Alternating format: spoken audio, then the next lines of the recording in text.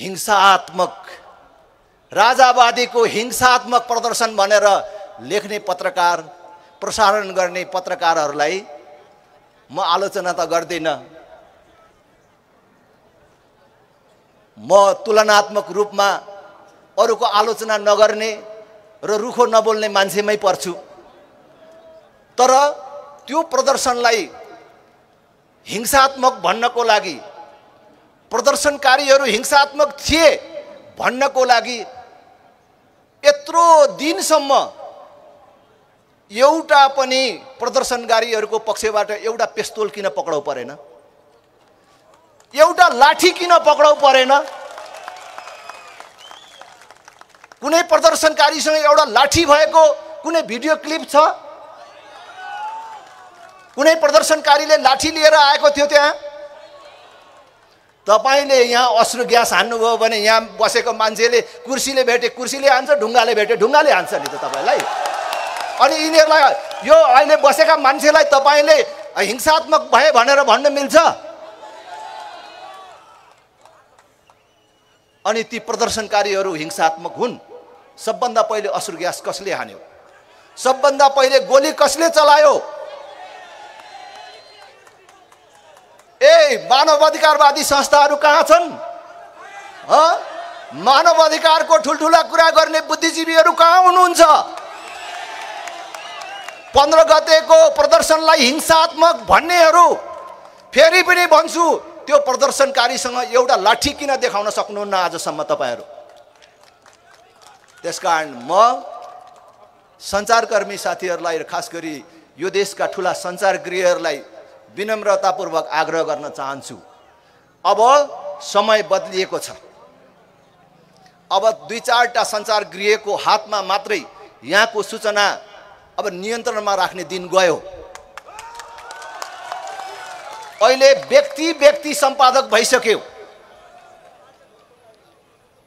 त्यसकारण देश हाम्रो पनि हो, त्यो प्रदर्शनमा आउनेहरूको पनि हो। तपाईं सञ्चारगृहहरूलाई गणतन्त्रै मनपर्छ होला, राज संस्था मन पर्दैन होला, तर यो देश राज संस्था हुनुपर्छ, राजा हुनुपर्छ भन्नेहरूको पनि हो। त्यसकारण तपाईं जबसम्म सञ्चार कर्ममा रहनुहुन्छ, जबसम्म त्यो व्यवसाय चलाउनुहुन्छ, तपाईले कमसेकम त्यो समाचार नछोप्नुहोस्। तपाईहरूले देख्नु भएन राज्य आतंक? त्यो समाजवादी पार्टीको अफिसमा ढुङ्गा हान्नेहरू त्यो प्रदर्शन पक्षधरहरू हुन्? राजा ल्याउँ भन्ने पक्षधरहरू हुन्? माओवादीको अफिसतिर ढुङ्गा हान्न जानेहरू राजा ल्याउँ भन्ने मान्छेहरू हुन्? तपाईहरूले के गर्नु भएको छ? कहाँ योजना बनाउनु भएको छ? अघिल्लो दिन प्रधानमन्त्रीले आफ्नो युवाहरूलाई भेला पारेर के निर्देशन गर्नु भएको छ हामी सबैले सुनेका छैनौँ, दुनियाँले देखेको छैन। अनि एमालेको अफिसमा चाहिँ बिहानै सेना समेतको सुरक्षाको व्यवस्था किन गरियो र त्यो समाजवादी पार्टीको अफिसमा चाहिँ सुरक्षाको व्यवस्था किन गरिएन? त्यसकारण हामीले राज्यको तर्फबाट कुन प्रकारको आतंक सिर्जना गरिएको छ राम्रोसँगले हामीले हेरेका छौँ र सिङ्गो देशले हेरेको छ। आज फुटेजहरू आइराखेका छन्। सबिन महर्जन, सुरेश रजक प्रति म श्रद्धाञ्जली व्यक्त गर्न चाहन्छु। ल भन्नुहोस् त, आज भिडियो फुटेज सार्वजनिक भएको छ। सबिन महर्जनले के गल्ती गरेको कारण छातीमा गोली खान्नु पर्यो? ल भन्नुहोस् त। कोखामै ताकेर हान्नु पर्ने के कारण छ? ल भन्नुहोस् त। त्यहाँ ढुङ्गा हान्दै थियो सबिन महर्जनले। त्यत्रो बेर घर आग लागि हुँदा सुरेश रजकको उद्धार नगरिनु पर्ने के कुरा छ? के कारण छ? त्यसकारण